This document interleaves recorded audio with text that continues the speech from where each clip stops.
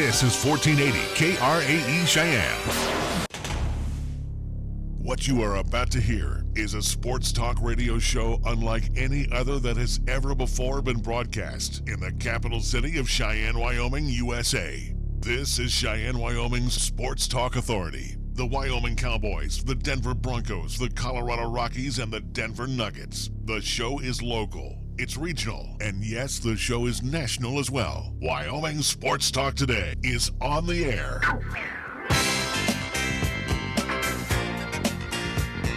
If they're talking sports on the radio in Cheyenne, this is the place it happens. This is Wyoming Sports Talk Today. It is a Tuesday afternoon. Wyoming Sports Talk Today being brought to you by Mondello's Pizzeria. 1507 Stillwater Avenue, Suite D in the Greenway Commons. Open 7 days a week. Again, serving up Paisan cuisine at its best and freshest for you all the time. See Joe and the gang today. Mondello's Pizzeria. First Tier Bank, 1508 Stillwater Avenue, directly across the street from Mondello's. And Tim and the whole staff invites you to come on by and check out their special CD rates right now on a 27-month CD, garnering a 3.1% annual percentage yield. First Tier Bank open Monday through Friday. Lennox Auto Body over on Dunn Avenue, the Auto Glass and Detail Center on Pershing Boulevard. That is all part of Lennox Enterprises for 25 years, serving our community needs. And again, founded by Dick Lennox, the tradition carried on by his daughter Heather, and it hasn't missed a beat. They accept all insurances too. Remember, Lennox Auto Body first. Medicap Pharmacy for all your pharmaceutical needs. Shop inside. Use the convenient drive-thru outside. They're open Monday through Saturday. Medicap Pharmacy across from Texas Roadhouse on Bluegrass Circle. Platte Valley Bank ×2, the side location. You'll find the gang over there on the corner of College and Pershing, the original location on Vandehigh. Again, banking the old-fashioned way, high-tech way, everything in between with all the amenities involved. Check out Platte Valley Bank first. Kia of Cheyenne over on Nation Way. See my good friends AJ and Greg and the entire staff over there. Test drive one of those 2019 Kias. I see a lot of new Kias on the road today, from Soul to the Telluride. And you guys are driving in style with those good-looking Kias from Kia of Cheyenne on Nation Way. Chick-fil-A at the corner of Windmill and Del Range, right across from Powers Field. So, you're catching a ball game, you definitely want to catch some eats over at Chick-fil-A and bring it over to the ball game. And Ray and Cindy do appreciate that. Right now, they are offering for a limited time. On the beverage side, their Strawberry Passion Tea Lemonade, that will go fantastic with their Smokehouse Barbecue Bacon Sandwich and all of the other goodies on the Chick-fil-A menu. Again, across from Powers Field and Menards at the corner of Windmill and Del Range. Jolly Rogers RV Sales and Service over on Highway 30, exclusive Jayco home for Jayco RVs, fifth wheels, travel trailers. Check out the Jayco Special of the Week. Great pricing plans right now and great financing packages in place. And Jolly Rogers RV Sales and Service.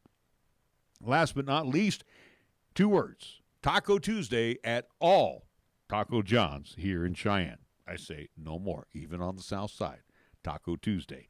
Just find the truck, that's all. And you'll find that over. What was that word? You'll find the truck over in the, usually it's right there in the Outlaw Saloon parking lot. I'm kind of thirsty here. And we want to get things underway with our scoreboard. It's being brought to you by Pepsi of Cheyenne. Here's Nick. So the thirst is going to quench all that. Hopefully it does. But anyways, for Cheyenne Mustangs, they were in action earlier, a game that just wrapped up. Games happening at Mike Lansing Field. It was set for Pioneer Park, but Powers and Pioneer are being used today due to the Cava tournament going on this week. So Cheyenne Mustangs had to move over to Mike Lansing Field, where they're going to be playing once again. But from the earlier contest, Mustangs did get the win against the at least Colorado Springs Cage Rats by a final of 8-2. Again, they will have a doubleheader, game number 2, coming up here in about 20 minutes, again, over at Mike Lansing Field. And later on tonight at Powers Field, game 1, day 1 of the Cava tournament, featuring Cheyenne Post 6 as they'll play host of the Pueblo Azteca team. This is a 7:30 start time, and again, happening over at Powers Field. So that's what's happening in local baseball for today. You know, I'm talked out. I've been talking all day today. So. I talked too, so you don't hear me. Yeah, but I also did a show early this morning. You didn't do one. So just kind of burned out. Anyway, we want to let you know on the scoreboard, it's the Nationals and the Americans getting together for the Midsummer Classic. It will be at Progressive Field. Should get underway around 5:30, the annual All-Star Game on tap for this evening. Our scoreboard brought to you by Pepsi of Cheyenne.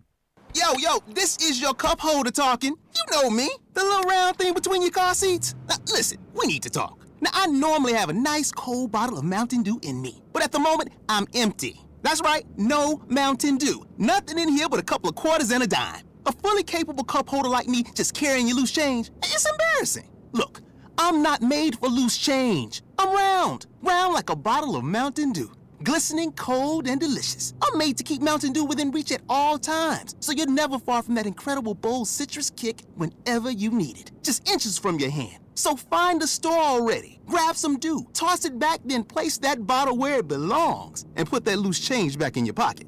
Mountain Dew. Do the Dew. Fat, lazy, and stupid is no way to conduct a sports talk radio show. We've thrown down the gauntlet, upped the stakes, and made it clear that when it comes to sports talk radio in Cheyenne, there's a new player in town. This is Wyoming Sports Talk Today, and it's only here on AM 1480 KRAE.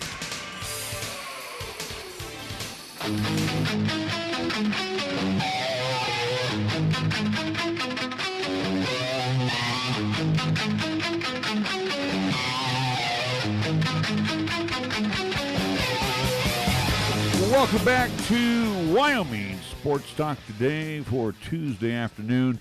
Seems like with the All-Star break being here, there's just nothing going on, but I'm sure we'll have some things to discuss. Let me see. I don't want to hear you complain. Let's see what we got going on. Well, the football schedules are out for East, South, Central, and Well, across Class 4A, 3A, 2A, 1A, so again, Burns, knowing where they'll be playing at this year, Pine Bluffs as well, at least in the Laramie County region.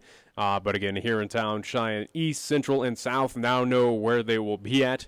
Obviously, it's just flipping, at least reversing fortunes from last season, but it was pretty much figuring out, all right, this is when East Central will meet up. This is when East South will meet up. This is when Central South will be meeting up. So we have that all squared away. Worked at least pretty hard, diligently. Got it all set up today and we'll be posting this, whether it's on 1480krae.com or also too on the social media sites, on our Facebook page, and also to the Twitter side as well. Our official high school football schedule, again, as it will get underway coming up August 30th, which they're still referring to as week 0. So we will still have a 0 week, but is that basically telling me that school's going to now start in September here in town? But again, 0 week will start August 30th, and state championship will at least end for at least Class 4A will be that Saturday, November 16th. So August to mid-November, we got a lot of football coming up here on 1480 KRAE. well, didn't it seem last year it just started way too early? Yeah. I mean, I think we heard that from ADs, whether it was Jerry Schlaps at East, Chad Whitworth at Central, and Mark Puev over there at Cheyenne South. You know, again, for football, where you have those opportunities, for instance, our first game, August 30th, will be here in town over at Cheyenne East, where they'll play host to Campbell County, the Camels. You want fans out there. You want your student base in school where they can, go through the day's work there on Friday, exit school and just head on down to Okie Blanchard and see a contest over there. Now, what they were doing in the past couple seasons, and this was bizarre to me where I've been away from Cheyenne and how football was kind of at least being played out here in this part of the world. But, the 0 week always meant that, we were playing before students got into school, got into session, and crowds were pretty limited. They were hurting, again, where schools do rely on ticket sales as well, or at least having those students out there to support and cheer on those teams, have a little home field advantage. Folks are taking vacations like that last week before school starts. So again, it is a question mark, because I saw from Class 1A, 2A, and 3A, they'll be starting in what is considered Week 1, which is the second week of football for Class 4A. So is it just telling me that, once again, we're starting late in the year for students to get in, and this extra game is happening beforehand? Again, to be determined. Obviously, we'll talk with all three ADs beforehand, before the football season gets underway, to get their thoughts on things. But it was just interesting to see that August 30th is still considered week 0. So we'll see if this does affect some of the crowds that beginning contest in Class 4A. But looking at least previewing our high school football schedule as week 0, again, Campbell County at East. We will cover that one. Week 2, or at least week 1, either way, September 6th, Sheridan will be at Cheyenne Central. We'll be at Risky Field for that one. Kelly Walsh taking on Cheyenne South, week 3 for us. So we'll head over to Bison Stadium to see Cheyenne South. We'll stay at Bison Stadium week 4 for Cheyenne South, as they'll play host to Cheyenne East, so a little battle of the crosstown rivals there. Week 5, this is September 27th. We'll be over at Central once again. They'll play host to Laramie, so the old school rivalry between those two schools. Looking forward to that one. The lone contest that will be traveling away from the Cap City, we'll be heading up to Casper, at least to Kelly Walsh, as they'll play host to Cheyenne Central. That game coming up on October 4th. Cheyenne East versus Cheyenne South, or at least, Cheyenne East versus Cheyenne Central. That battle, that will happen on October 11th, and it will be at Okie Blanchard this season. We will stay at Okie Blanchard the next week on October 18th, as they'll play host Cheyenne East. They'll take on Rock Springs, so nice little battle there between Buell, former hometown, at least high school. Of course, he got hurt last year at Rock Springs. He's looking healthy, and hopefully he'll be healthy for that contest. And then to wrap up the regular season for us, we will have South at Cheyenne Central October 25th. So that's just a quick preview of our high school football schedule coming up at 1480 KRAE, where we will have, again, games here on 1480 AM, 101.1 FM, 1480KRAE.com to stream all that audio and visual side as what we did last year introducing it. We will continue again. We've upgraded as well to a few things, so looking forward to unveiling that throughout the football season. But again, we will have the visual side on by me. Who cares? It was paid for by me.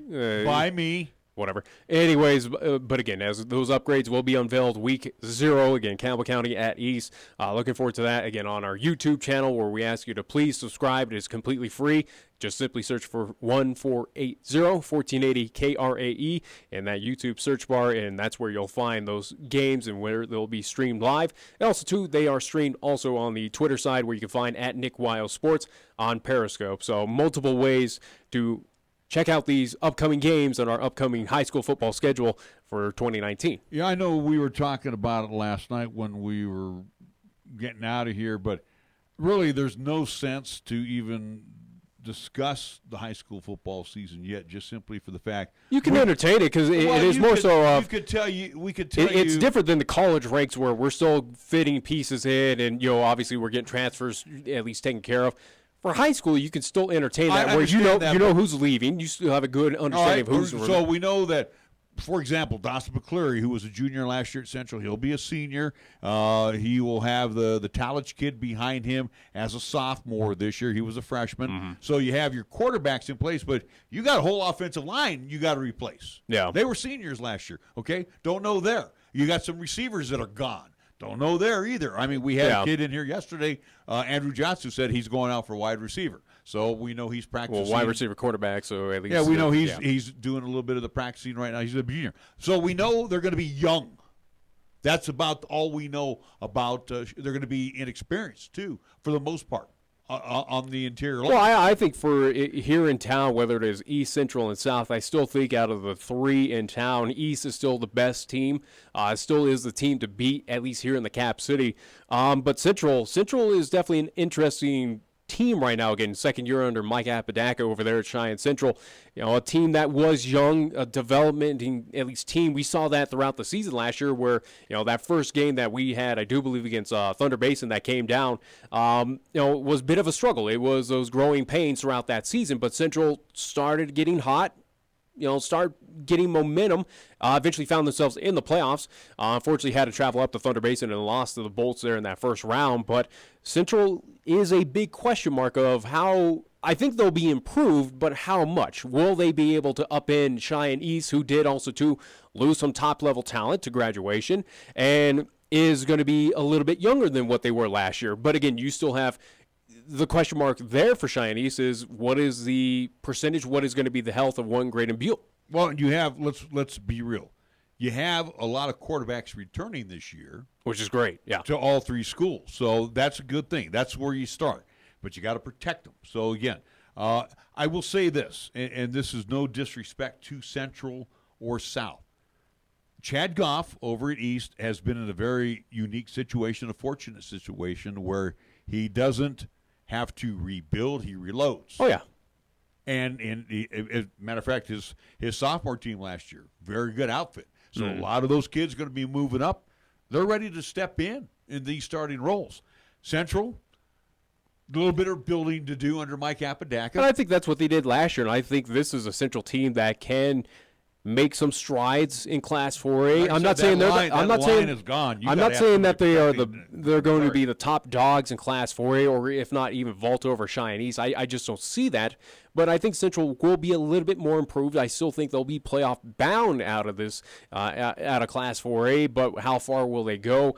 That's to be determined. But I think Central should improve a little bit coming up in the season. Cheyenne South, has some key performers back. Yeah. Again, at your quarterback position. And again, South right now is an interesting situation where even from last year where we announced a few times, and it's kind of the common theme right now, unfortunately, for the South High Fighting Bison on any athletic level, numbers were an issue. Will it continue to be an issue coming up this season? And obviously, we'll get that information from Mark Puev and hopefully talk with Dan Gallis as well, too, about what's going on with the football program this season. But it was an issue last year where we saw freshman games get canceled, sophomore games get canceled. If not, even JV squads had to alter times or had to do a little mix and matching because there weren't enough, at least numbers. Is that going to be an issue, and will that affect Cheyenne South coming up in 2019, where did we run, a lot of these sophomores, juniors, even tail end to freshmen who are now that year older, year wiser part of Cheyenne South? Did they get enough experience with missing out on those games? Or did they get gassed out last year from playing so many games, at least getting kind of pushed to the forefront of joining varsity or, JV, if not playing all four of sophomore freshmen? That is to be determined. And I think Cheyenne South, I would like to hope that this team improves from last year. They are a team that is a slow build. We saw that last year where they took care of things. They were competitive in that final game that we had against Cheyenne South and Cheyenne Central there at Bison Stadium. You would like to hope, and I'd like to think that South will be improved. Will they make the playoffs? It is very loaded in Class 4A this year, in my opinion. I think with Natrona returning, Natrona should be a threat. Will they? They are defending state champions. Go Natrona, Thunder Basin. Go Sheridan, go East. There's your top four. I think we'd be remiss not to even say that. Yeah. Okay? Your next grouping is going to be Casper Kelly Walsh. They might be down a little bit this year. They lost some pieces as well. But John Vance has done a good job in his time up there. Yeah. Central could be on the improved side this year. I believe so. I think Laramie might be a little down this year. I think. And possibly. Again, they go through the coaches shuffle over there, but they could be down a little bit. Rock Springs might be. Rock Springs was competitive. They might be the team that sneaks in there this year. They were a team that was on the fringe of being competitive, and they might be improved as well too. But I'm just saying for Class 4A, you got a lot of teams that are. It's very top heavy right now, and for the likes of Campbell County, again, Campbell County, will they have another rough go of it this season? Yeah. I would think so. But I think South. Again, this would be the third year under Dan Gallis where, again, they're running the flex bone, which, again, is I think is a good offense for them to run. Yeah. You're going to have the quarterback back who was a freshman last year. He was 6'4", and then he was replaced by Trey Trimble. Yeah. And, again, that South team also ran into a lot of injuries. Well, yeah, I remember Soto got injured in practice, and he didn't even play against Cheyenne Central. And they started to show – some glimpses the week before that. Hey, this could. Again, where they basically whipped on Campbell County there at South, the game that we had. So South, they got put behind the 8 ball. South might have a tough go of it this season, where they are developing and trying to rebuild that program, or at least build it into kind of a prestige power in Class 4A. But I just don't see it in 2019 that it's going to be that year for them, because it's going to be that tough to get wins this year. 2 wins. 3 for sure, is going to get you into the playoffs. It's going to get you in at least that number 8 hole. I don't foresee any team going undefeated this year. I think a lot of teams you're going to see probably your top dog team, whether it is Sheridan, Thunder Basin. I think Thunder Basin out of what you look up and down Class 4 back again. I think Thunder Basin should be when we get the coaches poll and all that's put out. Thunder Basin should be your number 1 team. And I think they should be the favorite heading into this season and going into the playoffs. That they have a legitimate shot at taking that state championship away from Campbell County, or excuse me, at least from Natrona, from Sheridan, or even Cheyenne Central or Cheyenne East, to be said. Thunder Basin, they are going to be a formidable outfit. We saw that last year. We saw that week 0 against Cheyenne Central. What they did again, as you mentioned with Mason Hamilton, it's a phenomenal athlete. He's a fantastic quarterback. Well, they're going to look what they did against Cheyenne East. I think it was week 3, week 4 that we had them up there at Thunder Basin. Just basically put a whooping on Cheyenne East up there at their home turf. Yeah, and again, Thunder Basin probably they are my pick of again. They could be the most pass-happy team in the conference. Sheridan likes to throw the ball, but they always have that star running back. I think this year they're going to really showcase Hamilton. And again, Sheridan's under a new at least head coach regime up there. I do believe so. So they didn't even miss a beat last year. But if I had to decide at this point in time, as we are still a ways away from week 0, or at least the first game for Class 4A high school football, Thunder Basin right now at this point in time, and it's something that going back from last year, and been thinking about it this entire offseason, Thunder Basin is definitely right there my pick if I had to choose out of all Class 4A. They have a legitimate shot of taking that state title home. Well, and I think they could. I think they have a good chance at doing it. And I think you're bypassing Cheyenne East, and I don't think you should, because again, Chad Goff does not have to rebuild. He reloads. Oh, yeah. And I saw that sophomore team a couple of years back where they beat Natrona at Natrona in a driving rainstorm, and they took care of business at Natrona. These guys are going to be juniors, seniors this year, and they're going to be a doggone good outfit. They like to throw the football as well. And Graydon Buell, as we saw last year, very impressed with his quarterbacking abilities. Yeah, but it is a question of how we saw him during basketball. He looked fine. Again, at least leg was not bothering him. Ankle was not bothering him. So you would like to think that he's going to be 100% and at least ready for this upcoming 2019 season. But was it a flash in the pan last year? Now teams have scouting film on him. I mean, are we going to see defenses attack Cheyenne East a little bit differently? There is that good possibility, especially in this day and age of, hey, maybe Thunder Basin changes this up. Natrona, Kelly Walsh, some of these teams, Cheyenne South, Central. Hey, we saw what Beal can do. We saw that he can move as well. All right, and he throws the football very well. But also, too, East, and again, with Chad Goff, quarterback is not it's your second running back. Your featured running back is your tailback. So again, when they're operated out of the gun, he can do the belly, and Buell can take it himself. Or again, you're going to go with your back, and he's your featured back, and expect a Cheyenne East running back this year to gain 1,000 yards. They do it every year. Yeah. So I like to think so. Yeah, at least like to think so. Again, Chad Goff knows what he's doing. He always has a balanced attack. But again, Buell, in his sophomore year, you saw the improvement from his freshman year at Rock Springs, where they don't hardly ever throw the football, to when he came over to East, he threw the football. He's got good arm strength, and a couple of receivers graduated, but he still has about 3-4 guys. And as you're talking about with Cheyenne East of what they're putting out on the field, again, I'm not selling East short. Do I think they could be competitive with Thunder Basin? Absolutely. But I still believe that Thunder Basin might get those victories over Cheyenne East. The only benefit is that Thunder Basin does have to come down here and play East at home, so at least avoid that road trip for East. A very fortunate, at least, schedule this season where for the two Gillette schools, they have to come down here to Cheyenne East, so avoid that long road trip. The only tough road trips is, where we swap out the Gillette side. For Cheyenne East, they now have to head up to Casper to see both Natrona and Casper Kelly Walsh. So and those got to go to Sheridan. And Sheridan. So we'll see how good this team really is. Could this be again? I look at it this way: if you can, and you're catching Natrona.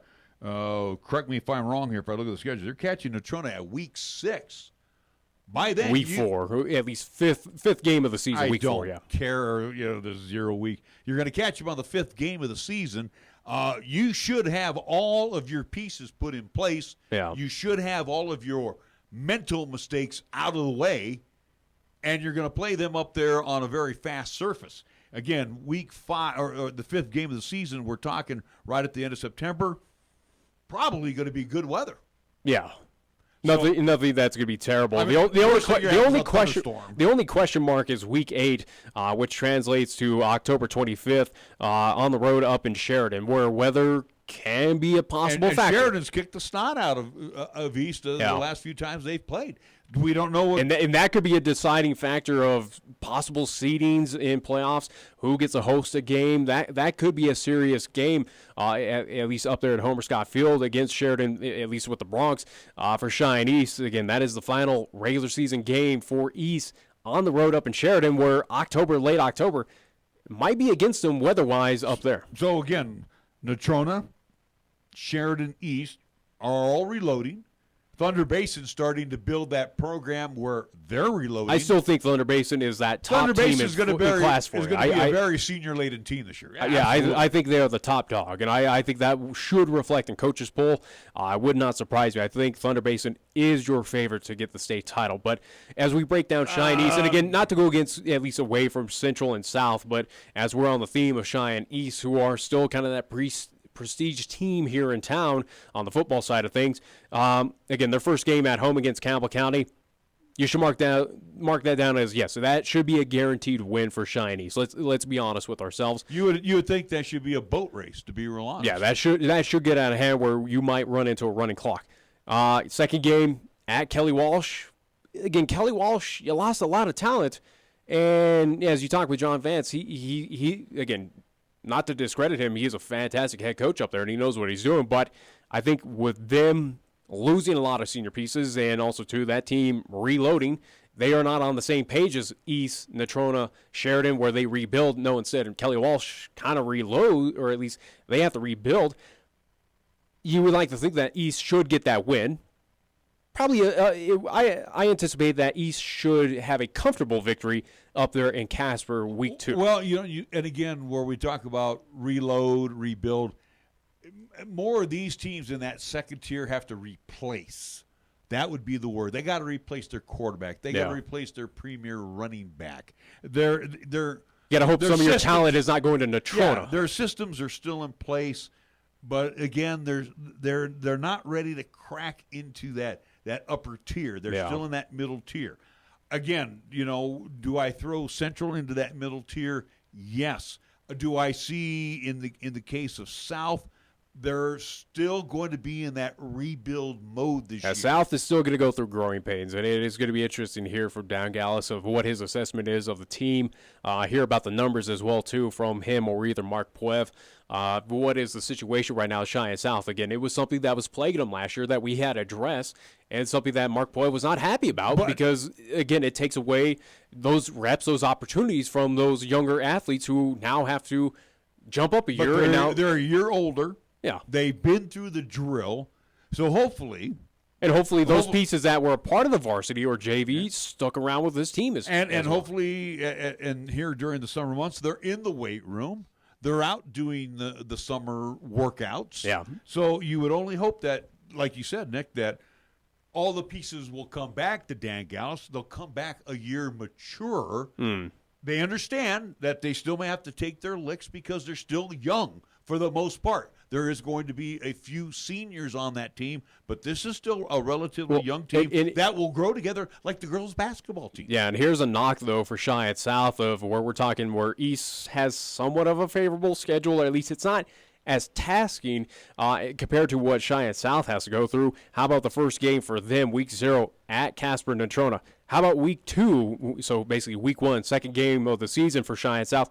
They're on the road against Thunder Basin. So back-to-back road trips against top. You have defending state champion Natrona that you're seeing week 1, and then right after that, again, my pick for at least a possible state championship for 2019, Thunder Basin. Back-to-back games. That's tough. And then looking out as well, too, not to cut you off, but for other road games for Cheyenne South at Sheridan week 5, and then to wrap up at least season. On the road against Campbell County, Week 7, Week 8, you travel across town to Cheyenne Central.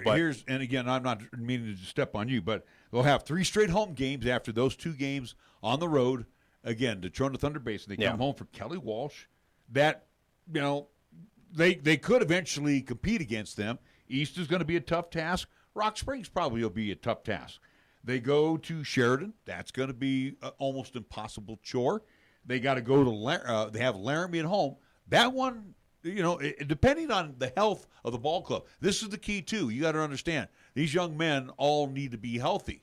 One injury and it could throw off the whole wheel. If South could steal a few games here, whether it is against a Kelly Walsh team at home, still that Rock Springs game as well too. Laramie get one on campus. But I think though you have 3 games there at the bottom of the South schedule at home, Week 6 against Laramie. You could possibly beat that team. On the road against Campbell County. They took care of business last year at home against Campbell County. Who says that they can't beat them up there in Campbell Stadium? They absolutely can. And they were competitive last year against Cheyenne Central until the Indians basically took it out of hand in the second half due to, again, South having a lot of injuries, a lot of sickness, so a lot of personnel were gone from that South High Fighting Bison team. But there's 3 games right there at the tail end of the schedule where if South wants an opportunity or at least is going to knock on the door for potential playoffs, that's a good sign for them, or at least to, as we talk with basketball, hey, it's not what you do here at the beginning, it's where you are at the end.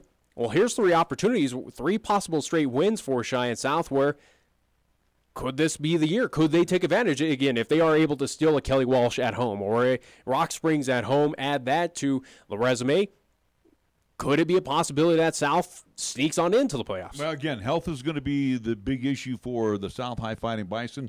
For the Central Indians, it's going to be improvement throughout the course of the year. Yeah. And in the case of reloading at Cheyenne East, Chad Goff's going to have to make sure he's got the right pieces in place to protect Graydon Buell and be on the defensive side. They got to make sure they don't give up the home run because they did give up the home run a few times last year. They got burned. Well, we saw that again. We saw that a lot against at Thunder Basin against the Bolts, where the Bolts Laramie when they came in for the playoffs. That's true. They had a couple of home runs against them as well. So again, here it is, July, and we're talking August football. Well, yeah, these schedules are just hot as they just came out recently. Well, and we'll get out there and we'll watch.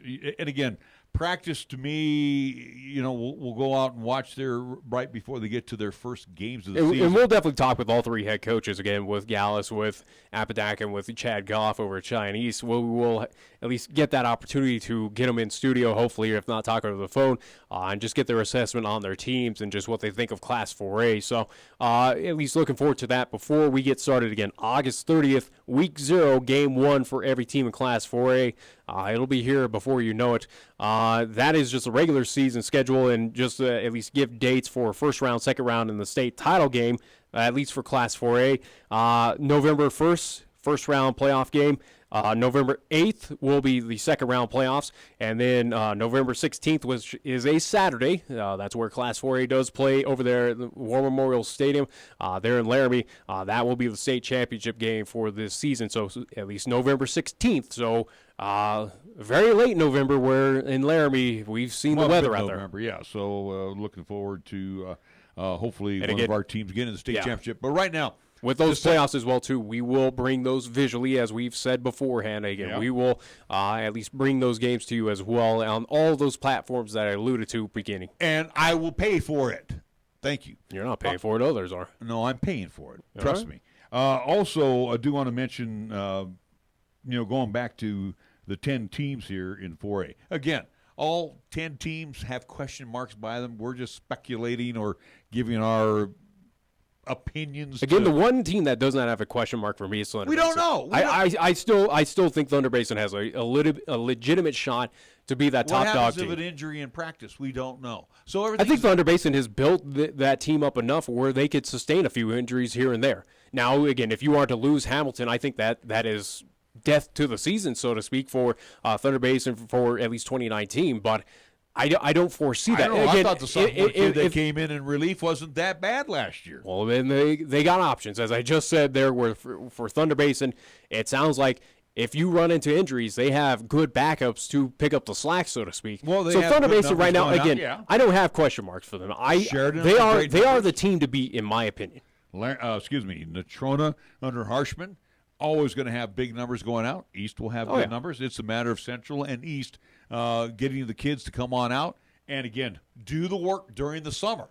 That is, lifting weights, getting out. Well, we already heard, again, as we talked with Andrew Johnson yesterday, again, over for Cheyenne Central with Mike Apodaca. They're already busy. He was going, I think, later after that interview with us. He was heading over to football practice, or at least doing a little weight training over there at Cheyenne Central. So yeah, again, and I think on the workouts, they're all casual workouts. I don't think any of the coaches can be involved. No. In these summertime practices workouts. Don't start until maybe a few weeks away. I think it'll start. I think like around the second week of August, if I'm not mistaken. If they're going to be playing on the 30th, I think you get 2 weeks prior to opening kickoff. Right. Let's see. First practice without pads is official for Class 4A, August 12th. Okay, so that's 18 days before game one. All right. Yeah.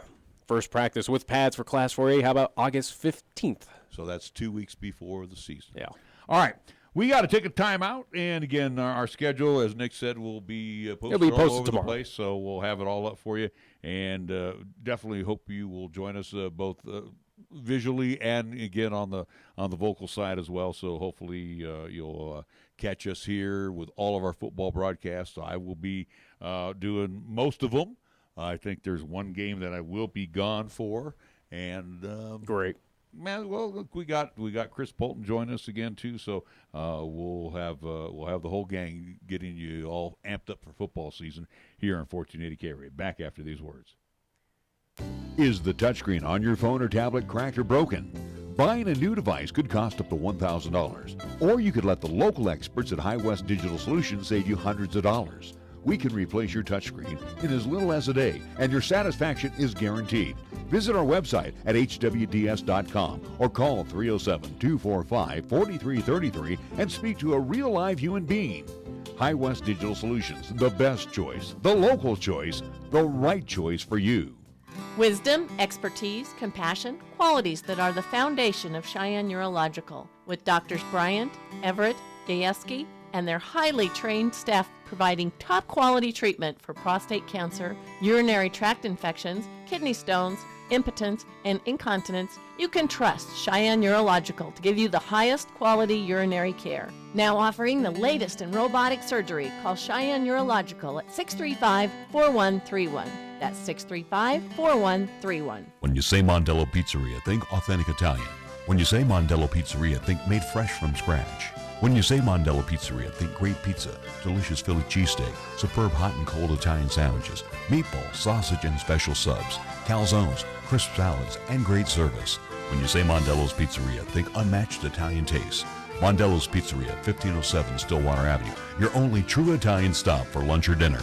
First Tier Bank strives to remain competitive and offers some of the best CD rates in the community, as well as area banks and credit unions per Rate Watch reports. How does that make a difference to you? First Tier Bank can assist you in securing some of the best rates on CDs. First Tier Bank offers the personalized customer service you've grown accustomed to and deserve. Plus, feel confident that your finances are taken care of by a responsible, knowledgeable staff. Call 307-632-3500 and ask for Caitlin or Debbie. Member FDIC, Equal Housing Lender.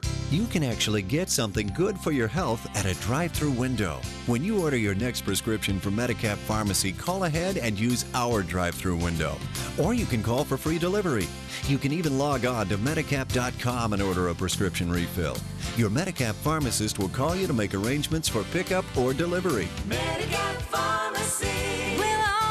Time for you. Medicap Pharmacy, 1947 Bluegrass Circle, next to Texas Roadhouse in Cheyenne. Or call 635-3712. Taco John's presents Olay the Day Pep Talks. Good game, boys. You showed some real fight. Like when Wachowski put that hit on our own mascot. Solid work, son. Okay, Friday was for football, but Tuesday is for tacos. Taco Tuesday at Taco John's. It's a sacred holiday where we eat tacos repeatedly until I get full. Save big every Taco Tuesday with crispy beef tacos for just 99 cents. Get some rest, boys, because come Taco Tuesday, we olay the day. Olay the day at Taco John's. Here's the latest weather forecast on 1480 KRAE. For today, it'll be sunny with highs around 80 and winds out of the west at 10 to 15. For tonight, it'll be mostly clear with lows around 48 and winds out of the west at 10 to 15 miles per hour. On Wednesday, it'll be sunny with highs around 78, and on Wednesday night, it'll be mostly clear with lows around 54. We're taking Cheyenne, Wyoming Sports Talk Radio to a whole new level. This is Wyoming Sports Talk Today. Don't look at me. I think these people are completely nuts. Stop this crazy thing! And it's only here on AM 1480 KRAE.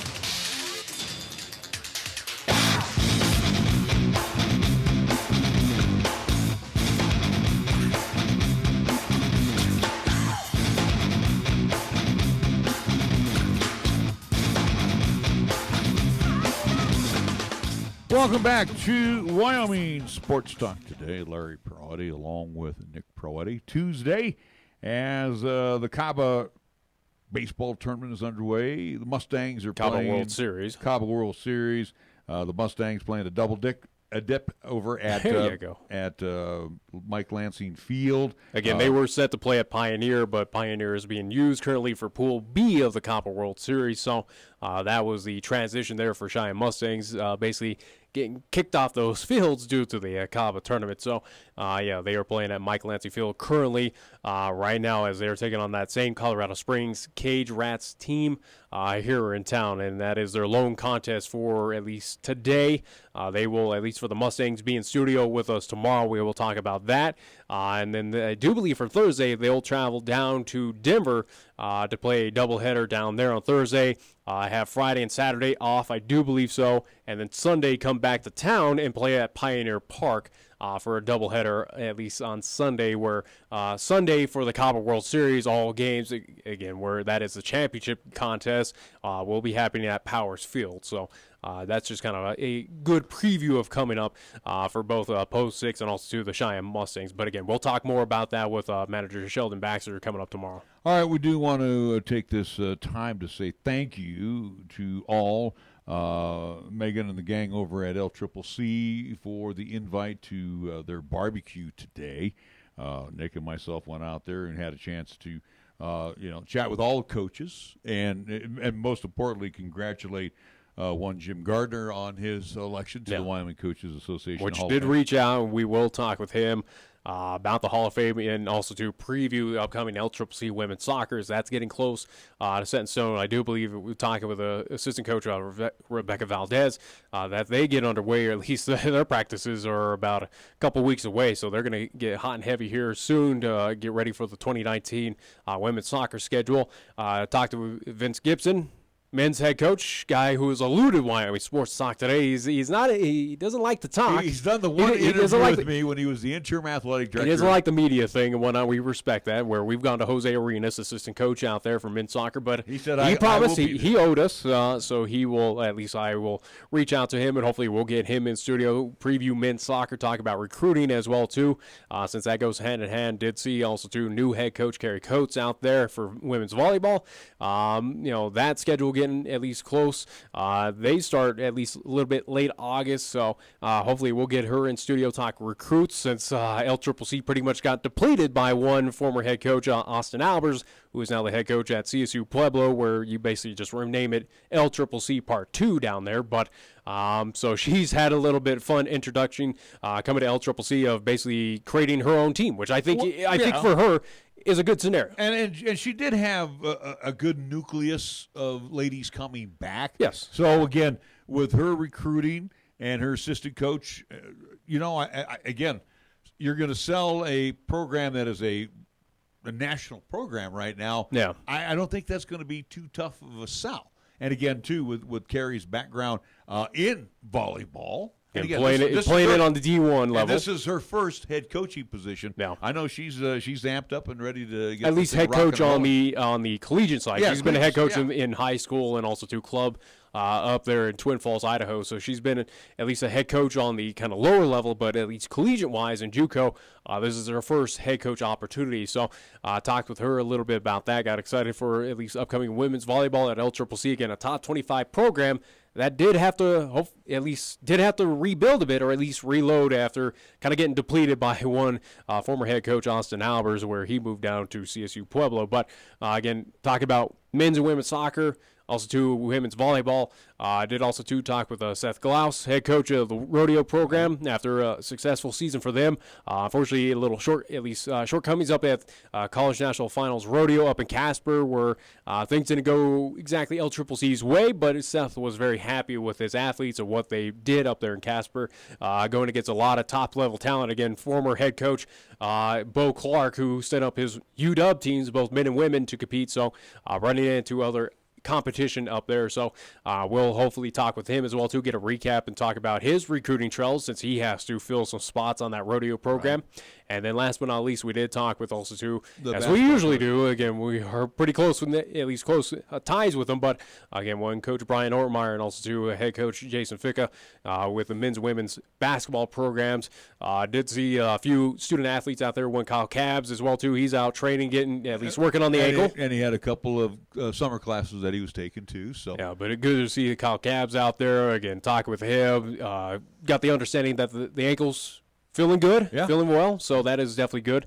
Talked to at least a few on the recruiting side. Coach Fick also mentioned, too, with one Tyrese Patoma. Who's busy right now. Who's going to be participating in a couple of national all-star games. They're kind of JUCO showcase tournaments, or at least games around the nation that we've at least talked about months ago. Coach Fick has at least mentioned with us, Tyrese is at those tournaments right now, whether it is, I do believe, down in Texas, if not Florida. Prestigious, where a lot of D1, D2 programs do attend these, so good on Tyrese Patoma to showcase off his talents out there, and if not build a little bit more for this upcoming season, but also, too, as we talk with Coach Fick, we talk with Brian Ortmeyer, whoever over there at LCCC. Again, the end goal is to advance these student athletes to that D1, to that D2, to continue their career. So good on Tyrese Patoma to do this extracurricular activities, so to speak, or at least he's participating in these all-star games and showcasing his talents to put LCCC on the map, but also to put himself on the map. I mean, we're kind of selfish. We want him to come on back because he's going to be loaded up with some good talent this year. I think Coach. I think for both men and women, we have solid teams here in town. Yeah, Coach Ficca, again, very happy with this recruiting class, as is Coach Ortmeyer, as we had a nice conversation with Brian as well. So, and again, too, some of the schedules have been released right now for hoops? No, at least for basketball, they have not been released. They're still fine-tuning that, but we have a good understanding, but we'll allow them to release that at the times that they're ready for it, which is about, early October, if not late September, so that's when it'll be officially released. We do know the schedules for men's and women's soccer and also women's volleyball at LCCC, but again, we will talk more about that in depth once we get those head coaches in studio and talk more about those upcoming seasons at LCCC. So again, a lot of exciting things at least on the athletic side there at LCCC. Met the new interim AD, again, one Dr. Cindy Henning, who, again, just reminding folks, coming up Thursday, 3 o'clock, she will be in studio with us here on Wyoming Sports Talk today, where we will introduce you to her. We will pick her brain on things, get a little background information on her. So excited to talk with her, get her in studio. I had at least a nice little conversation with her at this barbecue. So looking forward to it. And then also, too, again, reminding folks, Friday, 4 o'clock, we will have LCCC President Dr. Joe Schaefer in studio with us, and we will pick his brain on the decision of this. We didn't have a chance to chat with Dr. Schaefer. He was busy, doing the schmoozing part, because this was one of those events where some of the wonderful supporters of LCCC were invited, part of the flight crew and all that. Yeah. So and we had a chance to talk with some of the fine supporters, and again, it was really nice. A couple of folks that I hadn't seen in a long time got a chance to shake hands and talk to them about maybe coming on board and being a part of our family as far as our broadcasts are concerned. So it was really nice. Again, I can't thank again Megan Megan Shiflett, who is right now got a bun in the oven, as they say, and she was running around like she's like. She had help. It wasn't like she was doing it all. But it wasn't like her putting on the award show by herself. Megan, that's my son talking. That's not me. I'm giving you. She had help, though. I'm just saying you're painting like she was slaving out there. No, she was. I'm giving her full credit. She puts on these soirees and she does a great job. No, it was great. It was fantastic. But I'm just saying it wasn't all on her. She was getting help You know, we saw Kyle Cabs clean off the tables, and, you know, people were setting up. Well, they should do that, but, I mean, her job is to get it all put together, and she does a great job putting these things together. Yeah. So, again, I didn't hear you complain. I think you went up for, what, 4th, 5th? Pulled pork? Are we really going to go there? I had a nice sandwich. I had one sandwich, and that was it. I had sandwich. Because I was busy talking. A little bit of potato salad, and I had some of the baked beans. That's it. Yeah, you're just being modest at this point. I saw what you were doing. Yeah, I was talking. I was talking about our product that we bring. With all that food in your mouth, you probably would. Yeah, right. Okay, and you were boring people because they were listening to you going, what is he talking about? Oh, yeah. I mean, the mouth was moving, and you were saying absolutely nothing, as you do on this show. As you do. We need to take a time out. Oh, we do want to remind people, come up with 4 o'clock hour, and we're glad that they had a safe flight home. We will talk with head coach Adam Galicia, 18 and under extreme manager, and I do believe it's Jade Reinhardt. Yep. That will be joining him as well as we introduce you to yet another player that was on this 18 and under team. Yeah, we will talk about the weekend that was down in Florida, again, with the Space Coast World Series.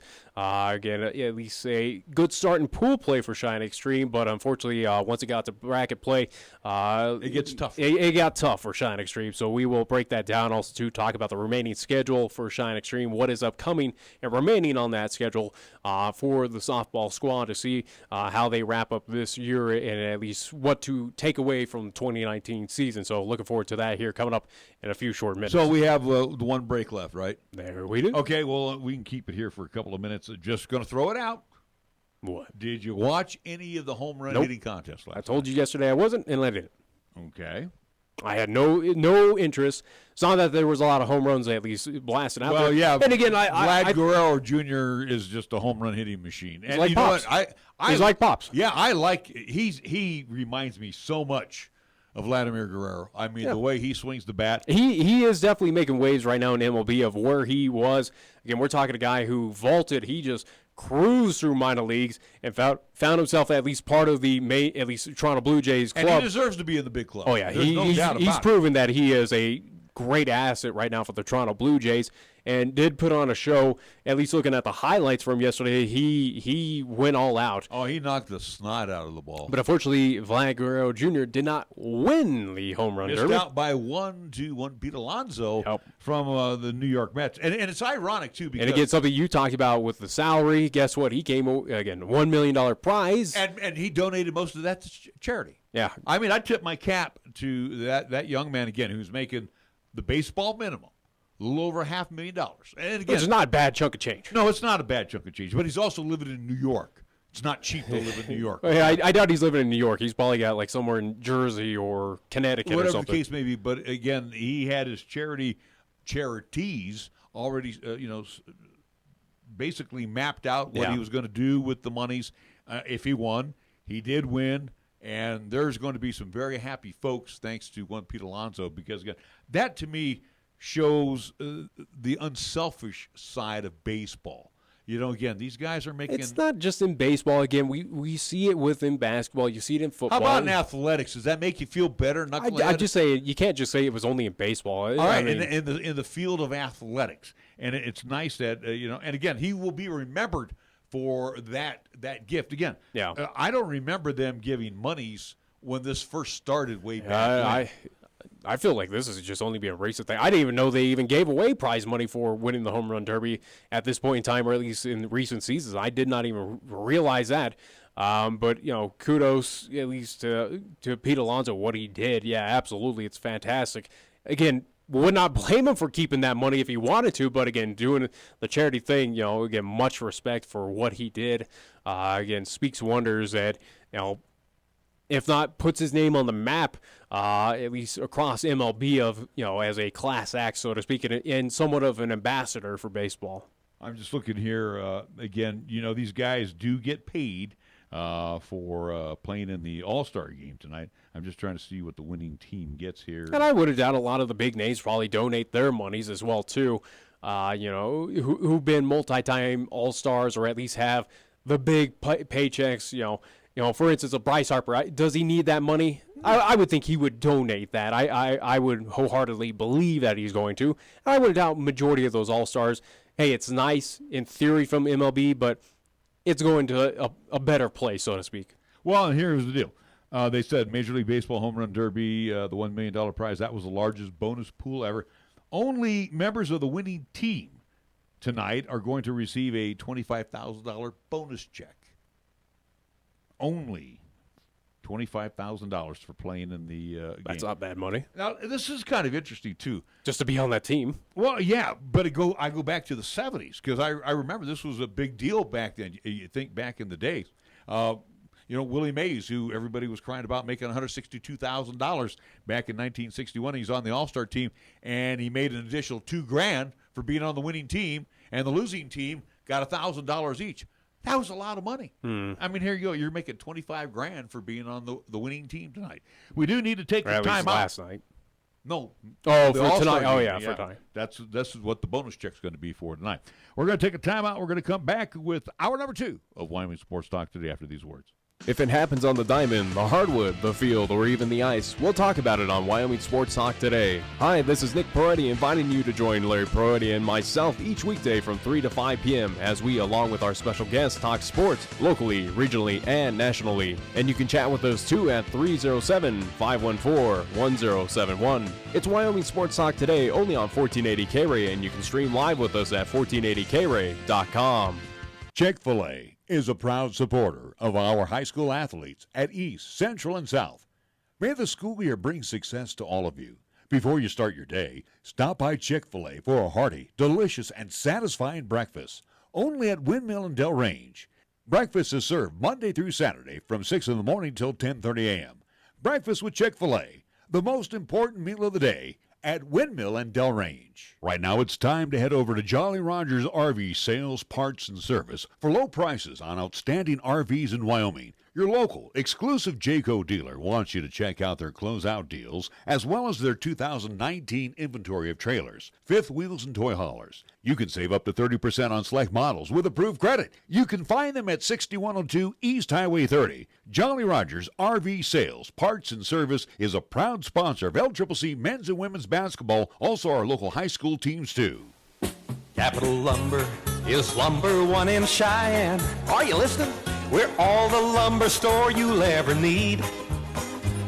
For electrical, plumbing, paint, and tools, lumber and hardware, we're for you. And we're out to earn your business, yes indeed.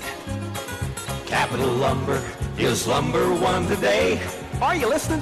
Capital Lumber's at your service all the way.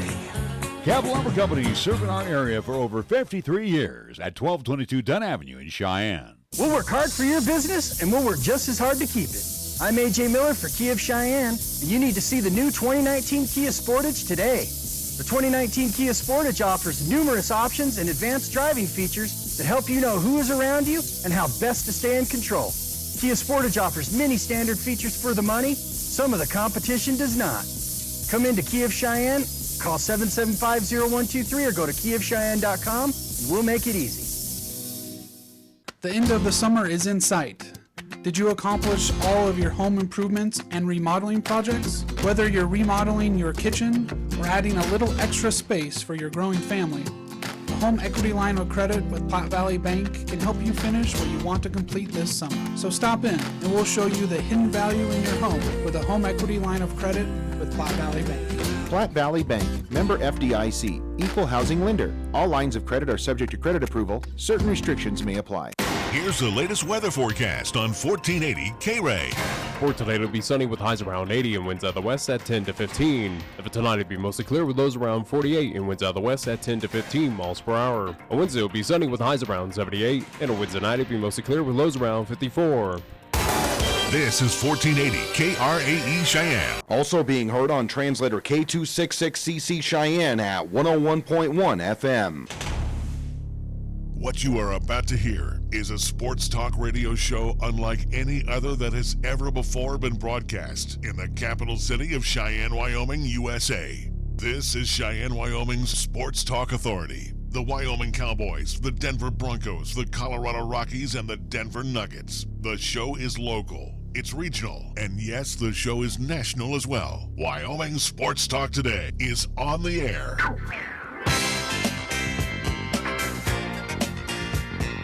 If they're talking sports on the radio in Cheyenne, this is the place it happens. This is Wyoming Sports Talk Today. Looking forward to talking extreme softball. Fast pitch coming up here in just a little bit. Again, hour number 2 brought to you by a fantastic group of sponsors. Can't do the program without them. I mean, we could do the program without them, but we definitely want them here, and we're glad we got them here. Like Taco John's of Cheyenne. It's very simple. The drill is today, Taco Tuesday at all Cheyenne Taco John's. Jolly Rogers RV Sales and Service over on Highway 30. We thank all the fine folks over there. Your exclusive Jayco RV dealer. Chick-fil-A at the corner of Windmill and Del Range, directly across from Powers Field and Menards, Rain City's Place. Go to CheyenneChicken.com. Use their services because they love to come to your place and cater your event, whether it's breakfast or lunch. And they can do big, they can do even small as well, too. Get a hold of our friends over at Chick-fil-A. And again, the goodies that they have for you right now, again, limited time only. Their Smokehouse Barbecue Bacon Sandwich and their Strawberry Passion Tea Lemonade. We also want to thank our friends over at Kia of Cheyenne on Nation Way. AJ and Greg and the entire crew over there take a test drive in the 2019s. The lot is filled with some good-looking Kias for you to take home. Platte Valley Bank, 2 locations for you. On the north side over in Vandehigh, east side at the corner of College and Pershing, open Monday through Friday. Medicap Pharmacy, same location as always, open Monday through Saturday, Bluegrass Circle next door to Texas Roadhouse. Lennox Auto Body, the main auto and truck repair center on Dunn Avenue, the Auto Glass and Detail Center over on Pershing Boulevard. First Year Bank at 1508 Stillwater Avenue, open Monday through Friday. Again, check out their 27-month CD APY right now, 3.1%. You got to like that. Mondello's Pizzeria directly across the street at 1507 Stillwater Avenue, Suite D in the Greenway Commons. Again, Paisan cuisine at its best. And again, Joe Mondello has been at this for a long time. Joe and members of his family and the great crew over there where they cook it up delicious all the time. Again, check out Mondello's Pizzeria. 1507 Stillwater Avenue, Suite D in the Greenway Commons, open every day, Monday through Sunday, unless there's a holiday. And we also want to thank Pepsi of Cheyenne. They sponsor our scoreboard. We go to the Nixter and find out what's going on scoreboard-wise. Well, local baseball in action so far. Earlier today, doubleheader, Game 1 for the Cheyenne Mustangs being played at Michael Lansing Field as they're taking on the Colorado Springs, Cage Rats. They won today's, first-round contest 8-2, and right now, top of the 5th. Cheyenne Mustangs taking on that same Colorado Springs team. How about this? They are up 8-2 as well in this contest. So Mustangs looking to get at least a sweep today here in town. And then later on tonight, 7:30 at Powers Field, Game 1, Day 1 of the CABA World Series. As Cheyenne post 6 in pool play in the Pool A series, they will be taking on the Pueblo Azteca team in 7:30 start time. Powers Field coming up tonight. Now it's my turn. Well, I don't really have much to say except it is the All-Star Game on tap for tonight, and that will be at Progressive Field in Cleveland. 5:30 will be game time between the Nationals and the Americans. I do want to just add a little bit before we wrapped up at the top of the hour. All MLB All-Star selections are provided with other benefits. That's all of them, including 6 tickets to the All-Star Game and the Home Run Derby. They get first-class airfare and hotel accommodations, meal allowances, a $1,000 cash stipend, and a gift from their respective league, according to the terms set forth in MLB's Good for them. labor agreement. Who cares? And there's other stuff, but we'll talk about that later. And we want to let you know that our lack of scoreboard brought to you by Pepsi of Cheyenne. Yo, this is your cup holder talking. You know me, the little round thing between your car seats. Now, listen, we need to talk. Now, I normally have a nice cold bottle of Mountain Dew in me, but at the moment, I'm empty. That's right, no Mountain Dew. Nothing in here but a couple of quarters and a dime. A fully capable cup holder like me just carrying your loose change, it's embarrassing. Look, I'm not made for loose change. I'm round like a bottle of Mountain Dew. Glistening, cold, and delicious. I'm made to keep Mountain Dew within reach at all times, so you're never far from that incredible bold citrus kick whenever you need it. Just inches from your hand. So find the store already, grab some Dew, toss it back, then place that bottle where it belongs, and put that loose change back in your pocket. Mountain Dew. Do the Dew. Check out the huge savings this week at Town & Country Supermarket Liquors. Here are just a few of the terrific weekly specials. Our Super Radio buys, heard only right here, feature Jack Daniel's Original Tennessee Whiskey, 1.75-liter bottle, $34.99. New Amsterdam Vodka, 1.75-liter bottle, $14.79. And Bud Light Lime or Orange, 12-pack, 12-ounce cans, $14.99. Town and Country Supermarket Liquors on the South Greeley Highway, Cheyenne's low-price leader. We are the key to your cleaning success. The Key People that provides affordable office and professional cleaning services for over 40 years with exceptional customer care. All of our contractors have background checks and are licensed and bonded. We guarantee you a safe and secure service that is tailored to your individual and business needs. The Key People do not impose year-long contracts, and all quotes are free, confidential, and personalized. Call the Key People at 1-800-468-8283. That's 1-800-468-8283. When you say Mondello Pizzeria, think authentic Italian. When you say Mondello Pizzeria, think made fresh from scratch. When you say Mondello Pizzeria, think great pizza, delicious Philly cheesesteak, superb hot and cold Italian sandwiches, meatballs, sausage, and special subs, calzones, crisp salads, and great service. When you say Mondello's Pizzeria, think unmatched Italian taste. Mondello's Pizzeria, 1507 Stillwater Avenue, your only true Italian stop for lunch or dinner. First Tier Bank strives to remain competitive and offer some of the best CD rates in the community, as well as area banks and credit unions per Rate Watch reports. How does that make a difference to you? First Tier Bank can assist you in securing some of the best rates on CDs. First Tier Bank offers the personalized customer service you've grown accustomed to and deserve. Plus, feel confident that your finances are taken care of by a responsible, knowledgeable staff. Call 307-632-3500 and ask for Caitlin or Debbie. Member FDIC, Equal Housing Lender. At Medicap Pharmacy, we concentrate on nothing but your medications and your health. Each location is a locally owned, full-service neighborhood pharmacy. We won't make you walk through aisles and aisles of stuff or wait in a long line. Instead, we'll always make time for you by listening, answering your questions, and explaining your prescriptions. Medicap Pharmacy. We'll always make time for you. Medicap Pharmacy, 1947 Bluegrass Circle, next to Texas Roadhouse in Cheyenne. Or call 635-3712. Here's the latest weather forecast on 1480 KRAE. For today, it'll be sunny with highs around 80 and winds out of the west at 10 to 15. For tonight, it'll be mostly clear with lows around 48 and winds out of the west at 10 to 15 miles per hour. On Wednesday, it'll be sunny with highs around 78, and on Wednesday night, it'll be mostly clear with lows around 54. Here, the season never ends. From Wyoming sports to the Broncos in Denver. From Rockies baseball to talking hoops with Nuggets basketball. Local, regional, and national. This is Wyoming Sports Talk Today, right here on AM 1480 KRAE.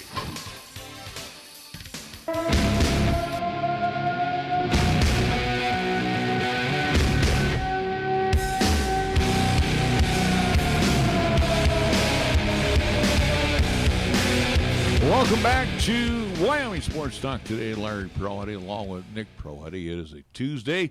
We get a chance to talk with Adam Galicia, the skipper of the 18-under Cheyenne Extreme team. He's back. I was kidding with the coach, just saying, and coach is tanned all year long, but I'll tell you what, he looks even more tanned from that Florida trip. Yeah, that Florida sun out there, not too bad. Let's talk about, first off, welcome back to Cheyenne. I know that's kind of a downer, but Florida, just tell us about your experience down there. We'll get to all of the ball and everything that was played down there, but your experience there. In Florida.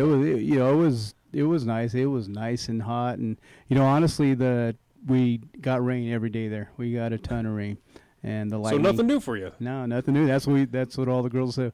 We brought the rain with us. Oh my God, But now does the humidity kick in after the rain is done? Yeah, once the sun comes out after that, it is twice as humid as it was prior to. But weather was obviously not something that we're used to playing in. I think by probably Wednesday, Thursday, it's not that we were totally acclimated, but you could feel the difference. You were starting to get used to it, and. But yeah, it was something to deal with. That's for sure. I know you're down there to win this tournament, but you on a personal level, and Michael's with you too. And I hope you get a chance to take your family. Do you ever get a chance to just sneak away, and whether you go to the beach, whatever the case may be, just have some, a little bit of a mini vacation for you? Oh as yeah, well? we always plan that in, and. We got to see SeaWorld, Universal Studios. Some of the people went to Disney World on their own. We always, most tournaments actually are pretty tourist friendly, meaning usually you're done by noon that day, and you get to go see some things. This tournament happened to not be. I mean, they had games going all the way to 6 o'clock, 8 o'clock at night. So depending on how you did in your bracket play, pool play, kind of determine what you were able to do. But the tournament was actually done by Friday, so we had Saturday and Sunday to do some things too. And obviously down in the swampland, saw that you were on airboats and had fun with that. But we talk about at least again getting the family time and vacationing down there in Florida. But again, obviously you're down there for business as well. Again with Cheyenne Extreme, outside of the games, as we're talking about, at least having that opportunity, outside of the family vacation and taking a break there.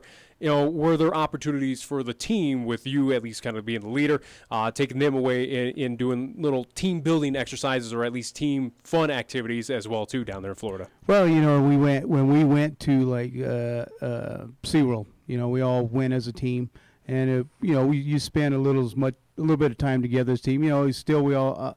I always tell everybody, I'm not a dictator. I'm not going to force you to be around us, but I would like you, to spend a couple hours, 2-3 hours with the team, get some pictures of the team together, all doing some rides and stuff like that. And then after that, you can branch out on your own. So Universal Studios and SeaWorld, we all kind of went as a team, and for a little while, we were all together. All right, let's talk. Let's get into the meat and potatoes of you being back. Started out good, and Nick made a very good point. The teams that you beat to be at the top of your pool, again, no slouch teams. I mean, every team that was there deserved to be there. And again, it was not an easy road for you, especially when you went 2-0-1 early. Yeah, it's definitely tough. The one team, the Texas team, I think I told you guys before I left, I was actually able to find some stuff on them, and I knew that they were going to be pretty solid. And we ended up going into that game was just hoping we play hard, and I knew we'd be competitive, and we played them to 1-1 tie. We actually had our opportunities to win that game, and I think one error was the difference in that game, and they went on to sweep everybody the rest of the tournament and actually walked away with the tournament championship. And so they pretty much dominated after that. Our loss we had to the Maryland team, they ended up playing the Texas team for the championship. We played them tough. It was a 5-3 loss. But the girls, our defense, which is our trademark, was solid. Our pitching was solid. Our pitchers were outstanding. Our bats weren't consistent enough to get us through those 2 games, but sometimes that happens. And we had a tendency. We were looking at some really nice pitches and swinging at some bad stuff. So sometimes it happens.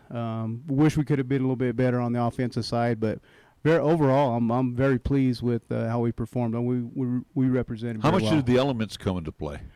Quite a bit. I mean, one thing we did hit some bombs that would have been out of the park here, and they're just outs, fly ball outs there. Because it hits that thick air. Definitely on our pitching side, we noticed a difference. We had to make some adjustments, like Ariana when she's pitching. Her advantage is the spins. Well, with the air being so thick, the ball was gripping a lot more, and she was actually, her first few batters was throwing everything up right over the plate. So we had to make some adjustments to throw a little farther outside the plate to hit them corners. And so fastballs, we had to get some movement, get some spins down, and but it definitely affected our play, and we had to make adjustments on. As we talk about the elements, and again, where a home run here is a fly ball out down there in Florida, but the opportunities at least leading up to this World Series, and at least hopefully had a little bit of practice time there before pool play in the tournament for the Space Coast World Series. But is there any way to simulate those conditions, or at least kind of prepare where you've been a part of these tournaments? You see how Florida is, what you're running into, but especially out here in Cheyenne, whether it's using an indoor facility and some fancy little machine that you could pick up at Menards or wherever and simulate that. Is that even possible to do, to at least get your team prepared of this is what we're walking into? It really is. There's no way to simulate the weather conditions down there. You can't simulate. The best we can do is just work on hitting more line drive type balls. That's what you needed.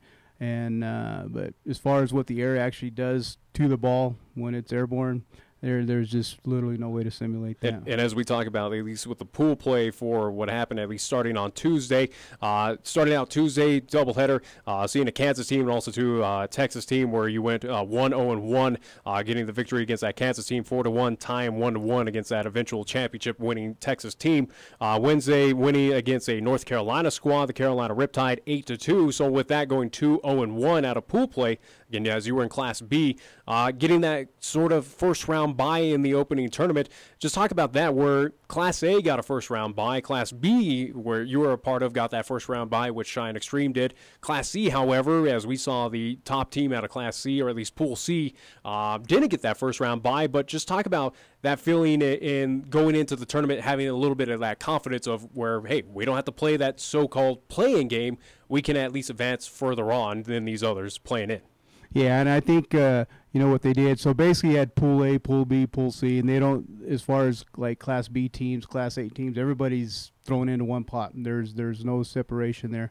I think definitely Pool B, the one we were in, was probably the toughest pool out of the tournament, and it shows when those two teams out of our pool end up playing for the championship, and yeah, it's tough. I mean, we adapted. We played really hard. I don't know if weather actually caught up to us a little bit just with our physical conditions.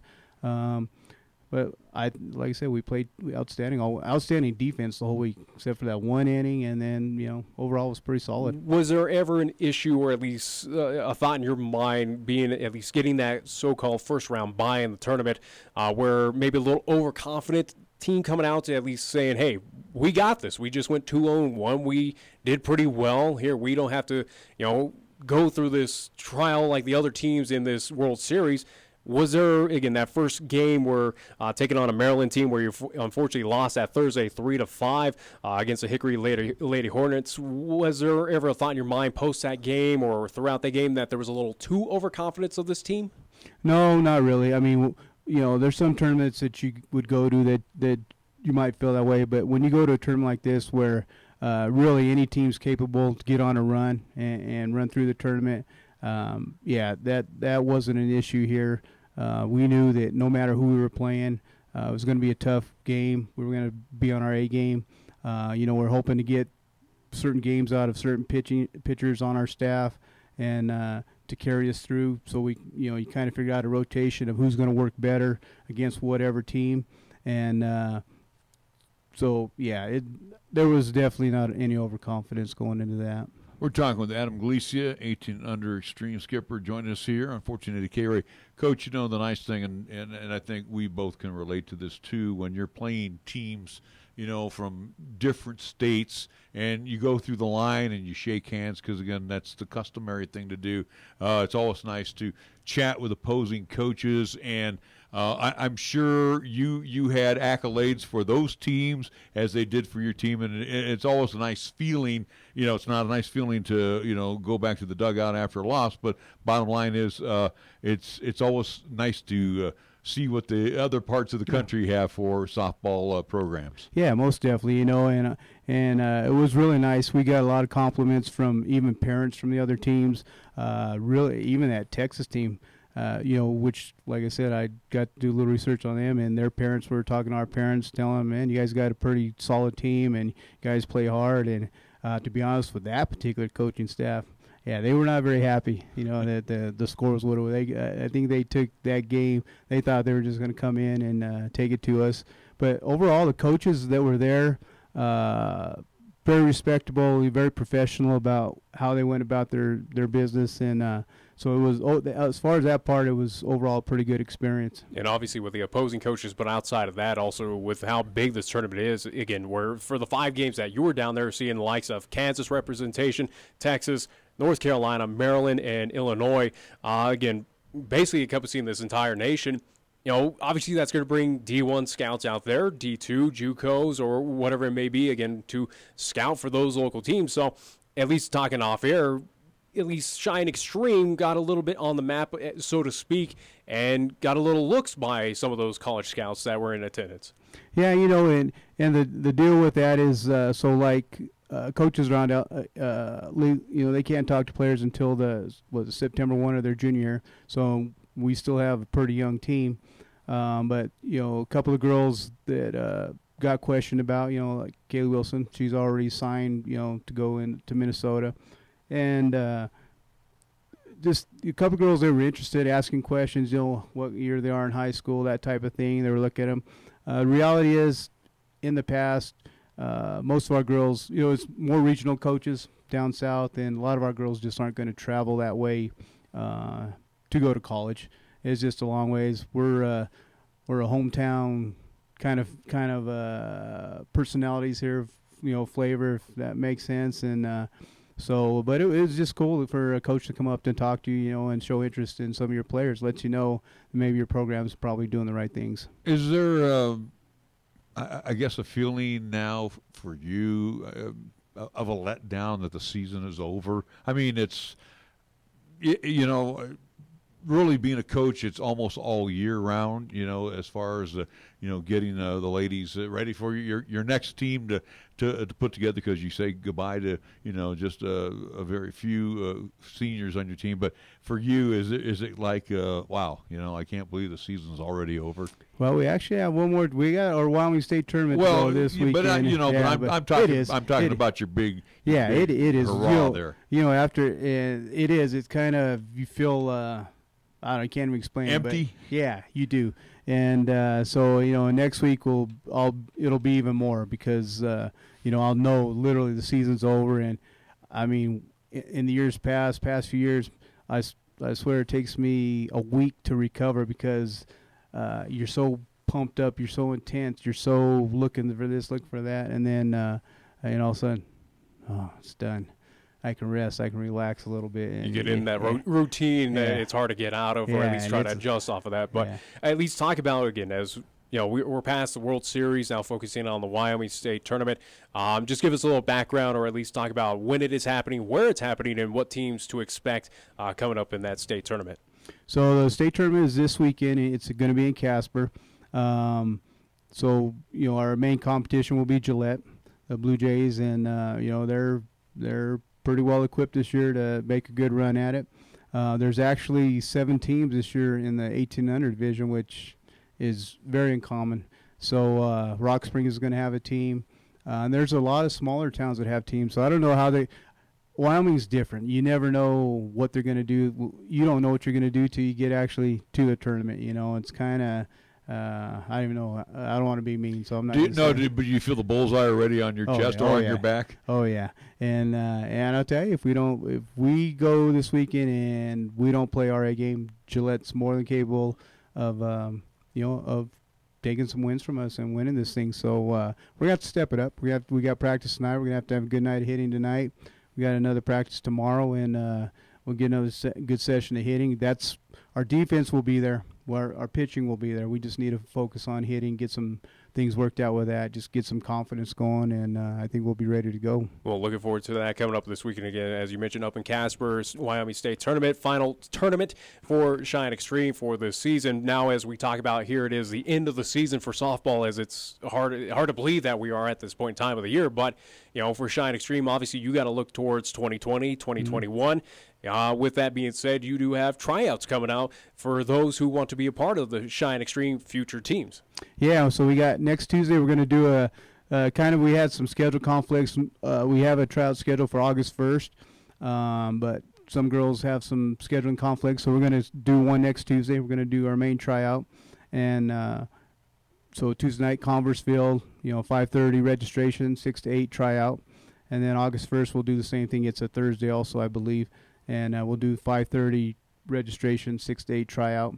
And so we're already putting the word out on all the social media and stuff. And it's kind of crazy this year. It's almost more than last year. I mean, the last 2 days, I'm getting calls from a lot of interested people, around from Nebraska, Colorado, even different parts of the state that, want to come down and play some extreme softball. It's amazing. It's amazing what these girls have been able to do, and so we're reestablishing ourselves again, and so I'm looking forward to really big tryout. All right, Adam, we thank you very much. All the best to you this weekend, and hope you'll come back again with Yet another Wyoming State championship again. We got to get past those Blue Jays there in Gillette. All right, we're going to take a timeout. We come back. We're going to introduce you to yet another one of the extreme 18 and under players, Jade Reinhardt. We're back after these words here on 1480 KRAE. Taco John's presents Olay the Day Pep Talks. Okay, good day in the weight room, boys. Remember, we lift weights for strength. For cardio, we lift weights faster. Wachowski, quit looking at your stomach, son. What you're looking for ain't there. If you want a six-pack, the easiest way to get one is at Taco John's. Stop in for a six-pack and a pound at Taco John's. Get 6 crispy beef tacos and a pound of potato olays, all for $10.99. Let's Olay the day and go get one right now. Last one there has to pick up Mrs. Coach from jiu-jitsu class. Olay the day at Taco John's. Your locally owned and operated radio stations, KYOI-FM and 1480 KRAE AM, are just that, local, serving Cheyenne and Laramie County, where your advertising dollar stays local too. It doesn't end up in Colorado, Oklahoma, New Hampshire, or even New York. We conduct business here, we shop here, and we live here. And we support our entire community 24/7, 365. Just because it has a window dressing doesn't mean it isn't a facade. A reminder from KYOI and 1480 KRAE. Chick-fil-A is a proud supporter of our high school athletes at East, Central, and South. May the school year bring success to all of you. Before you start your day, stop by Chick-fil-A for a hearty, delicious, and satisfying breakfast. Only at Windmill and Del Range. Breakfast is served Monday through Saturday from 6 in the morning till 10:30 a.m. Breakfast with Chick-fil-A, the most important meal of the day at Windmill and Del Range. Cheyenne's oldest coin dealer and supplier, the Coin Shop, is proud to serve the community since 1982. Trade or sell your gold, silver, and other precious metals. Visit with David and the knowledgeable staff for a fair and honest assessment of your valuables. Located at 510 West Lincoln Way. Call them today at 778-7196 to schedule your personal consultation. Right now it's time to head over to Jolly Rogers RV Sales, Parts, and Service for low prices on outstanding RVs in Wyoming. Your local, exclusive Jayco dealer wants you to check out their closeout deals as well as their 2019 inventory of trailers, fifth wheels, and toy haulers. You can save up to 30% on select models with approved credit. You can find them at 6102 East Highway 30. Jolly Rogers RV Sales, Parts, and Service is a proud sponsor of LCCC men's and women's basketball, also our local high school teams too. Introducing Digital Wallet, a new way to pay with Platte Valley Bank. Add your Platte Valley Bank debit card to Google Pay, Samsung Pay, or Apple Pay, and have the ability to make purchases with just your phone. It's secure, simple, and accepted by millions of merchants worldwide. Try it today or check out pvbank.com for more information.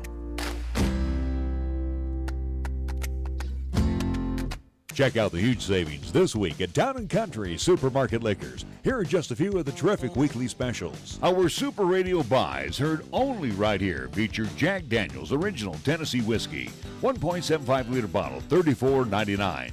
New Amsterdam Vodka, 1.75-liter bottle, $14.79. And Bud Light Lime or Orange, 12-pack, 12-ounce cans, $14.99. Town & Country Supermarket Liquors on the South Greeley Highway, Cheyenne's low-price leader. Here's the latest weather forecast on 1480 KRAE. For tonight, it'll be sunny with highs around 80 and winds out of the west at 10 to 15. For tonight, it'll be mostly clear with lows around 48 and winds out of the west at 10 to 15 miles per hour. On Wednesday, it'll be sunny with highs around 78, and on Wednesday night, it'll be mostly clear with lows around 54. When it comes to sports talk in Cheyenne, it's a whole new ballgame. Let's play ball! You're listening to Wyoming Sports Talk today, and it's only here on AM 1480 KRAE.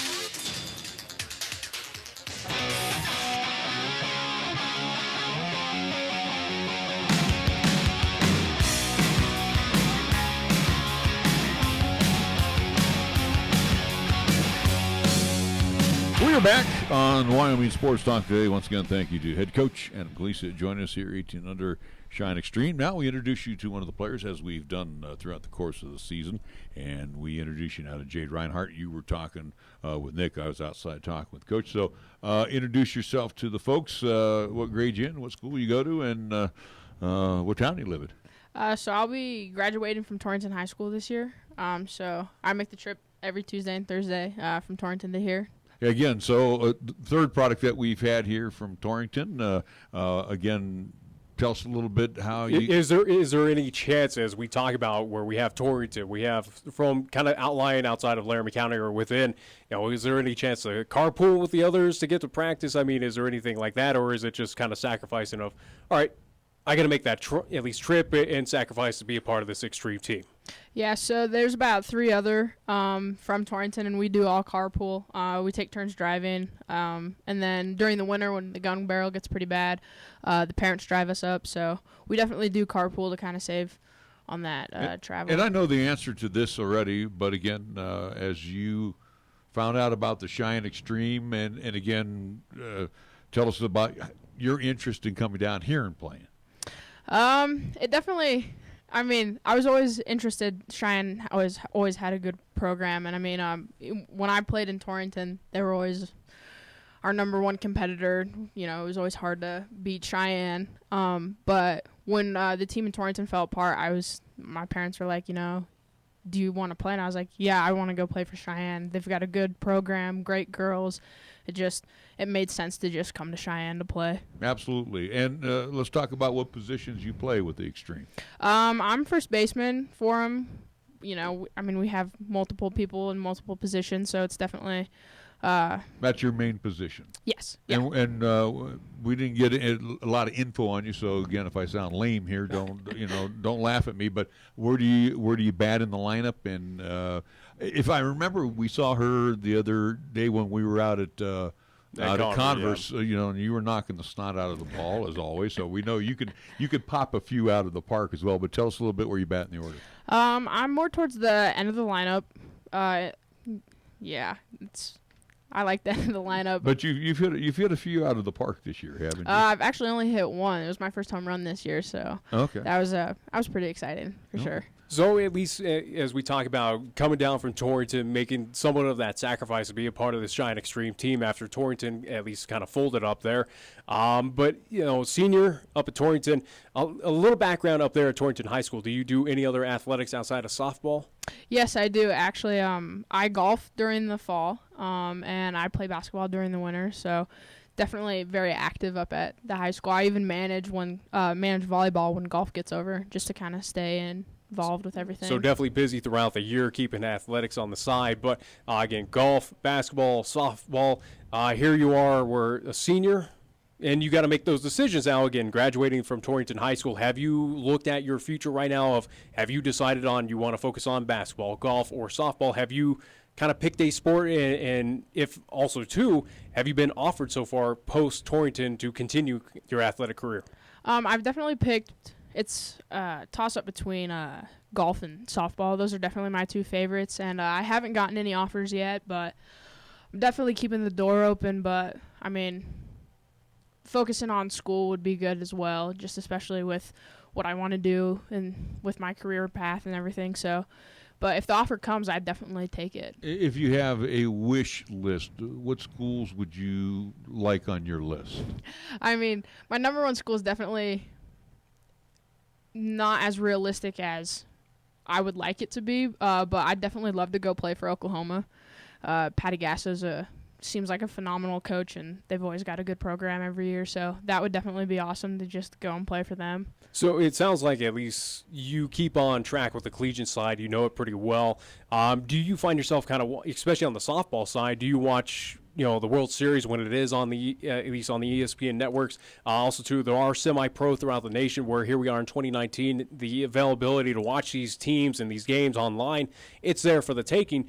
Do you find yourself watching that pretty often, whether it is semi-pro or the collegiate softball side of things? I do. I watch a lot of softball throughout the entire year. I mean, whether it's college, pro, fast pitch, or even I got a younger sister, and I'll go to her games. So just anything to kind of stay in the sport, I'll do it no matter what. What have you learned this year playing with this extreme ball club? And again, we know about the family atmosphere with all of you young ladies together, but what have you personally learned this season? And again, you still got some season left, but tell me a little bit what you've gained from playing with the Extreme. I mean, I definitely like to think my work ethic has gotten a lot better. Not to say that it was bad before, but I just coming to Cheyenne and having Coach Adam and Coach Michael kind of help us through. I've definitely realized that, if I give it 110% all the time, that I can get stuff out of it, get what I want to do, and just, and not even just in sports, but in life. They've incorporated so many life lessons into just softball, even if it's just a practice or like a play or working together. They've tied it into, real life, which is being a senior coming up. And don't give up on being a Lady Sooner either. You never know. Yeah, dreams may come true. That would be awesome. So at least getting that understanding of improving kind of the work ethic with the Cheyenne Extreme. Obviously, this is your first year, and it's about to come to an end. This at least upcoming weekend with the Wyoming State Championship happening up in Casper. But looking back to being a part of this team, going through the tryouts, being selected, and being a part of this team, did you set any goals, any mindsets, or at least anything to improve on besides, as you mentioned, with the at least work ethic? What did you set in mind once you knew you were a part of this team and joining the Cheyenne Extreme? Just to make any contribution that I could, whether it was just batting for the pitchers or playing in the outfield for 2 minutes. I just wanted to be able to show the coaches that I can contribute to this team no matter what I do, no matter what he wants me to do or anything. As soon as I found out that I made the team, I knew that I had to contribute no matter what. It's a nice deal that you got to go to Florida, and I'm assuming your family's taken a vacation before, so you've left Torrington at one time or another. But your thoughts on this last trip to Florida? It was a shock, the weather there. That was the number one thing for me. It is not like Wyoming at all. But just to be able to get out there and play with this team on a national kind of level is insane. We all work well together. We get along pretty well, and just to go and show these other teams who may not know quite where Wyoming's at that, we're just as good as them. It was amazing. You got a taste of it this year. Looking forward to next year. Yes, 100%. I'm ready to play again next year. Well, again, the season's not over yet. You still got the Wyoming State tournament coming up again this weekend up in Casper. Seeing a lot of foes out there again. At least Cheyenne being the powerhouse, but again, Gillette at least nipping on the hills. So at least for you, Jade, good luck to you and also to the rest of the Cheyenne Extreme. As again, the final tournament coming up again this week, and it's hard to believe that softball is already over here in town, even with the rainouts that we had. Got to get everything done before Frontier Days. You know the drill. Yeah. Jade Reinhardt, thank you so much for joining us. And again, product of Torrington, we appreciate her coming down here and being a part of our Cheyenne Extreme Ball Club. We're going to take a timeout. We're going to be back with more after these words on 1480 KRAE. We are the key to your cleaning success. The Key People that provides affordable office and professional cleaning services for over 40 years with exceptional customer care. All of our contractors have background checks and are licensed and bonded. We guarantee you a safe and secure service that is tailored to your individual and business needs. The Key People do not impose year-long contracts, and all quotes are free, confidential, and personalized. Call Key People at 1-800-468-8283. That's 1-800-468-8283. When you say Mondello Pizzeria, think authentic Italian. When you say Mondello Pizzeria, think made fresh from scratch. When you say Mondello Pizzeria, think great pizza, delicious Philly cheesesteak, superb hot and cold Italian sandwiches, meatballs, sausage, and special subs, calzones, crisp salads, and great service. When you say Mondello's Pizzeria, think unmatched Italian taste. Mondello's Pizzeria, 1507 Stillwater Avenue, your only true Italian stop for lunch or dinner. First Tier Bank strives to remain competitive and offers some of the best CD rates in the community, as well as area banks and credit unions per Rate Watch reports. How does that make a difference to you? First Tier Bank can assist you in securing some of the best rates on CDs. First Tier Bank offers the personalized customer service you've grown accustomed to and deserve. Plus, feel confident that your finances are taken care of by a responsible, knowledgeable staff. Call 307-632-3500 and ask for Caitlin or Debbie. Member FDIC, Equal Housing Lender. Are you looking for a pharmacist who will actually take the time to talk to you? Then come to Medicap Pharmacy. We're dedicated to healthcare only, which means we'll fill your prescription quickly, and then we'll make time to listen, answer your questions, explain your prescriptions, and tell you about possible drug interactions. Medicap Pharmacy. We'll always make time for you. Medicap Pharmacy, 1947 Bluegrass Circle, next to Texas Roadhouse in Cheyenne. Or call 635-3712. Taco John's presents Olay the Day Pep Talks. Good game, boys. You showed some real fight. Like when Wachowski put that hit on our own mascot. Solid work, son. Okay, Friday was for football, but Tuesday is for tacos. Taco Tuesday at Taco John's. It's a sacred holiday where we eat tacos repeatedly until I get full. Save big every Taco Tuesday with crispy beef tacos for just 99 cents. Get some rest, boys, because come Taco Tuesday, we olay the day. Olay the day at Taco John's. For almost 60 years, 1480 KRAE has been Cheyenne's home for good times and great oldies. Add to that live play-by-play sports featuring high school football and basketball, along with LCCC men's and women's basketball. Now combo that with KYOY FM and you have Cheyenne and the area's only locally owned AM and FM radio stations. But we don't stop there. We also have 2 FM translators which serve the area with programming from both KRAE and KYOY. And that equals a lot of bang for your advertising dollar. Radio yesterday and now today, along with our websites, web streams, and digital ventures makes us your one-stop shop. For more information, please call Larry Proetti at 307-637-0301. Here's the latest weather forecast on 1480 KRAE. For today, it'll be sunny with highs around 80 and winds out of the west at 10 to 15. For tonight, it'll be mostly clear with lows around 48 and winds out of the west at 10 to 15 miles per hour. On Wednesday, it'll be sunny with highs around 78, and on Wednesday night, it'll be mostly clear with lows around 54. Tired of lazy and predictable sports talk radio? We know you are. This is Cheyenne's new sports radio home. It's Wyoming Sports Talk Today, and it's right here on AM 1480 KRAE.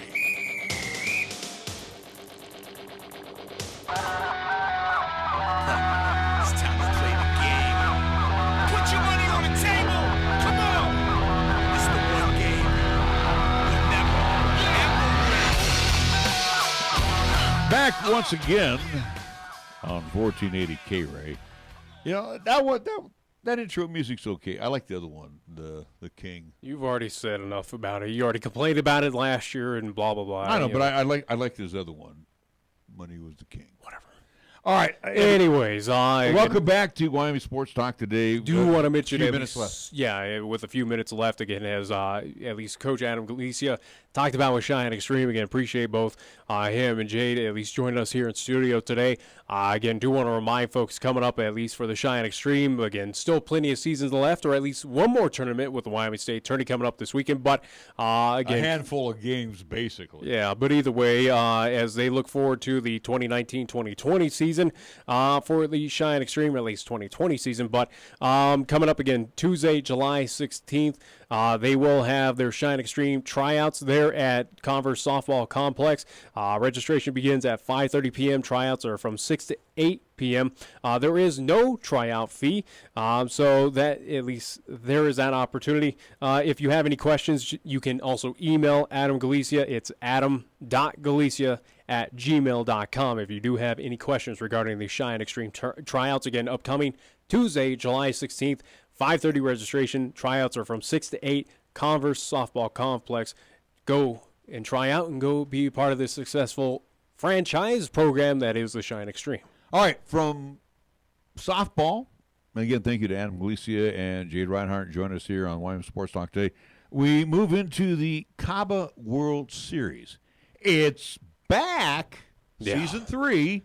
Now, last year, Season 1 was a debacle, clearly, where this, the controversy that we talked about, we stir up where, hey, we brought in everyone from the mayor, we brought in, we had the conversations with Steve Avila, the tournament organizer, all the way to also to talk with, at least with Janine Thompson, part of the board of the Cheyenne Mustangs. We even talked with Pete Laybourne. Yeah, at least Pete Laybourne. Also, too, once we had a compromise, I do believe, by one city councilman, Dickie Shaner. So we talked plenty of it last year about the CABA World Series. There was a lot to cover of it. Again, where this $50,000 apparently that cost the city went into the pockets of one Steve Avila. But here we are, year 3. Last year, again, what we saw, minus the minor details, were hey, there was no charged gate. It was pretty much walk-in for free. There wasn't really a whole lot of organization a part of the CABA World Series, but teams were there. Games got underway. A lot of top-level talent. Like I said, from last year, we saw an eventual California team that won that World Series, got the automatic bid, and did some wonders. A part of that Connie Mack World Series happening in New Mexico last year. This season, similar format, not as vast teams, but we at least talked about. Again, you do have 14 teams. Well, I'm just talking about at least from around the nation. Again, a couple Washingtons, a lot of Colorados, a few Wyoming representation. We saw a few as well too. Do believe out of Montana. So, again, it's not as West Coast vast is what we saw last year.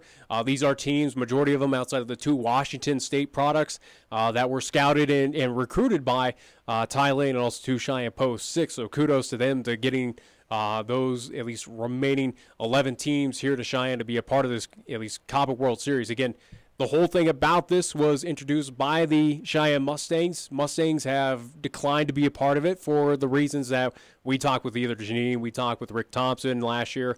Again, respect of their decision as they have basically stepped aside. But for Post 6 competing in this, now if they win the tournament, it's a nice little thing to put on the resume, nice to put on the schedule. Unfortunately, it nets them nothing because the whole adage about the Copper World Series is an automatic bid for those Connie Mack eligible teams to be at least an automatic bid to be part of that World Series. So, as we also too got that understanding, 4 Legion teams, including Cheyenne Post 6, same with the Laramie Rangers and same with the Gillette Rough Riders. Again, those 3 local Legion teams, and I do believe the Pueblo Azteca team is as well as the other Legion team. But the rest are Connie Mack teams being a part of this, and both, at least there's an A pool and a B pool, and they're split in times. A is at Powers, B is at Pioneer Park. Yeah, and you go back to last year where it was a little disorganized on Avila's behalf. Yeah. Where you mentioned at the gate, but the concessions were fine, as I remember, because we were over at Pioneer. We watched the Mustangs play there, and I think we watched Post 6 play over at well, I wouldn't doubt that's city run, or at least from the Mustangs or the Post 6 taking care of the concessions. But I'm just saying, Steve Avila had nothing to do with what happened last year other than getting teams in there. He got the games underway, and he had the fields rented. That was about all he done. I think all he did was just get the fields rented, and that was about it. Well, he's got to get umpires in place, too, unless the Mustangs did that. I don't know. Possibly. But the thing is, I think you're giving him too much credit to this Steve Avila. I'm not giving him any credit for nothing. I think you're over there talking about a dollar figure that the city and the Mustangs gave to him initially, and then you're also it was $50,000, 10 per year for 5 years. Here we are in year 3 of this deal. And again, too, these teams that are coming into play got to pay a fee. Yeah. Okay, who's making that money? Which again, I think it was from what we saw, about $1,500 was to play in this, if I am correct, to be a part of this of what we saw last year. But either way, yeah, that's obviously going to Steve Avila, so he's making chunk off of that. But he's also got to take some out for fields and umpires. That's what I would think. I think that would be his responsibility. Well, I figure, again, you have $10,000 per year, that $50,000 total that the city footed to him. That was the big controversy because, again, the Mustangs had to play that middleman to give him the money to get this all underway for the 5-year deal. Where's that $10,000 going then towards? Is that just all pocketed by him? Wouldn't that $10,000, some of it, go towards paying umps, paying for fields here in town? Or is this something that, now the Mustangs had to foot the bill last year to get those fields? Is it Post 6 now footing the bill? I doubt it. I don't know what their cut Again, is. we can't figure out any financials or monies on this because it's the best kept hidden secret in this town. And again, don't kid yourself.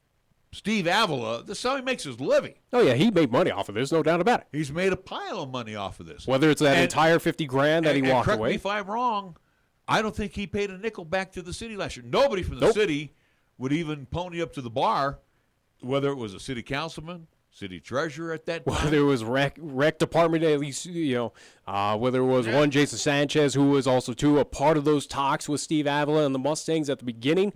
Again, where he infamously, gives us a no comment or, hey, I'm not going to come on and talk about this. So, which is no surprise. He's been on a milk carton with the Cheyenne Stampede. So, he's kind of a lost cause there at Recreation, so kind of seems like he's not fit for the job almost. But that's in my opinion. But no, it's probably in quite a few folks' opinion. Yeah, I would think so. You'd probably get backed up by your pops on that one. Yeah, but either way, though, it is still an interesting. It's still a tournament that still has a bad taste in a lot of people's mouths.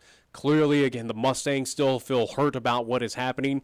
Go back to last year, the infamous post, social media post by our lovely mayor, Mayor Orr, who put all this blame on the Mustangs, including parents and players, basically putting blame of this whole debacle of this missing $50,000. It's on this team, including, for whatever reason, calling out the parents and players. Not the best move by our lovely mayor in town, but it is still a bad taste in the mouth. Will I attend the game tonight? Absolutely. We attended games last year. We'll attend them again. Mm-hmm. It is still to support Cheyenne Post 6. Even if the Mustangs were in there, certainly would support that team as well. But it is still a tournament that has a bad sense around it. Still, there are big question marks, and there are still. Again, it doesn't feel right that this is still happening. Well, and the nice thing too, and this is again not to diss on the Mustangs, but Post 6 ponied up to the bar and said, "We'll take care of the gates." Yeah. So I'm hoping that for Post 6, whether their entry fee or whatever they may get from gates, it's going to them. I would hope so. Well, you don't know. That's just it. I hope the city doesn't take a nickel. I really hope so. I would hope they've already been paid for the fields, and I would hope so, and that's all they get. That's all the city deserves at this point in time. Fields and lights. So there's bills that are going to be incurred upon this. And again, charges to Steve Avila. And I don't know who. I don't think it should ding on the Post 6. I don't know who pays for umpires. And again, I'd hope it'd be Steve Avila again, where he's getting these team fees in. He's already got that extra money. Hopefully those team fees are going to, just as you're talking, lights, field, umpires. I would hope so. You would hope. So, again, don't know. And again, this might be a question where not to put on Ty Lane's lap, but more of, Post 6 of the board members there of, or at least who is your financial officer out there or deciding all this, that hopefully you are not getting burned by one Steve Avila. That's your job, should you decide to accept it. All right, let's see. I know you won't. I could. I usually do this kind of stuff. I usually go behind the scenes a lot more than you do. I didn't see you book Adam today. I don't see you booking our guests for Thursday or Friday. I go right to the sources. And I did. Find out. No, I'll go right into offices and find out what's going on. Then do it. Yeah, well, you point me to the right person here because I don't know. Oh, I got to point you that. Well, I don't know. I'm not familiar with this particular organization. Then get familiar. Well, I could. But, I got a game to watch tonight. Do you? Yeah. Reminder, by the way, the Post 6 will play at 7:30 tonight. Bowersfield taking on Pueblo Azteca team.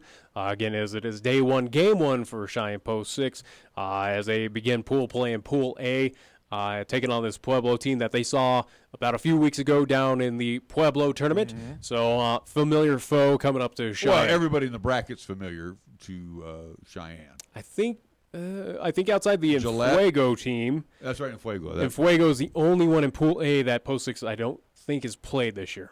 But they've seen Laramie, they have seen Gillette. Yeah, again, they've seen Pueblo, so they are familiar with majority of this, and it should be a decent at least route to get in, at least a safe route to get to tournament play for the Copper World. They have a very good shot of getting into this.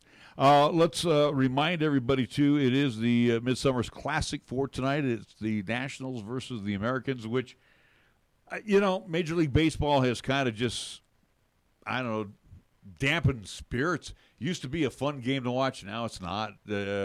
Again, the best part of it is watching the introductions, and then you watch an inning, and then you call it good. But anyway, the Nationals and the Americans Midsummer Classic All-Star Game will be at Progressive Field in Cleveland.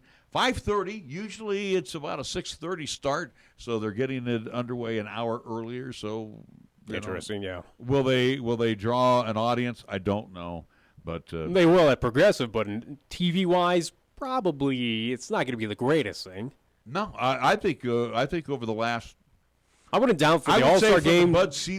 From the Bud Selig era to the Manfred era, the All-Star game means bupkis. I think it's trended downwards of probably viewership from that no tie. One cares. From that one time they had a tie, because both managers at that time, I know Joe Torre was the skipper of the Americans, and they had run through all of the players, and they called it a tie.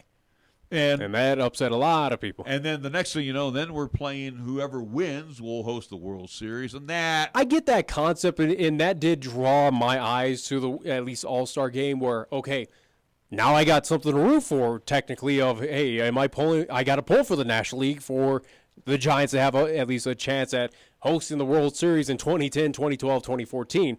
Unfortunately, they weren't able to in any of those, but it was a situation of when you had that stake, and I get why they went against it, but when you had it though, it definitely got my intrigue because again, it mattered. It was something of something's on the line here. Like I said, they've is that a little the game. Is that a little extreme to put on the line for an All-Star game? Yes, absolutely. Well, something to play for. Again, as I mentioned earlier, winning players tonight will get $25,000. I don't care if it's pocket change, chump change for some of these guys. Bottom line is, that's a nice paycheck for playing a game. What does that mean to me as a fan, though? Wow, they're getting paid, players that are already getting paid now, but they're representing the National League. Or is that something that I'm tuning in because it has a stipulation? If they win, your team, the Giants. You're talking apples to oranges at this point in time of what they're playing for. That is not even close. I like the concept. Do I care that they're getting paid $25,000? Again, you're not listening to me. I said the concept of winning to be the team that would, the Nationals win. It would be the National League hosting the World Series. You already talked about the bonuses that they're getting outside of playing the game. Yeah, well, that's part of. It's kind of like with the Pro Bowl. The Pro Bowl is a complete joke. Contract of Major League Baseball. Pro Bowl's been trying to figure out ways to do that where, hey, we'll put up monies, we'll have people draft teams, even the NBA's doing it. It's a joke. Well, like I said, you just watch out for the main stars, I guess, tonight. We got to wrap things up on our side tomorrow.